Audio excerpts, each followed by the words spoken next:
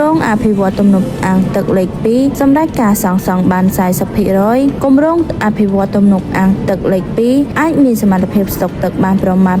860លានម៉ែត្រគូបនិងក្លាយជាអាងស្តុកទឹកដែលធំជាងគេនៅកម្ពុជាមានទីតាំងស្ថិតនៅលើស្ទឹងប្រម៉ោយក្នុងឃុំរកាត់ស្រុកភ្នំក្រវាញខេត្តពោធិ៍សាត់ទំនប់អាងទឹកលេខ2នឹងផ្ដល់នូវអត្ថប្រយោជន៍សំខាន់មួយចំនួនរួមមានទី1អាចស្តុកទឹកបាន860លានម៉ែត្រគូបនិងអាចស្រោចស្រពលើផ្ទៃដីចំនួន262,500 ហិកតាដែលនឹងផ្ដល់ទឹកប្រើប្រាស់គ្រប់គ្រាន់ពង្រីកវិសាលភាពវិស័យកសិកម្មបន្ថែមទាំងរដូវប្រាំងនិងរដូវវស្សាទី2កាត់បន្ថយបាននូវការជន់លិចលង់នៅផ្នែកខាងក្រោមទំនប់ក្នុងភូមិសាស្ត្រខេត្តពោធិ៍សាត់ដែលតែងតែបង្ក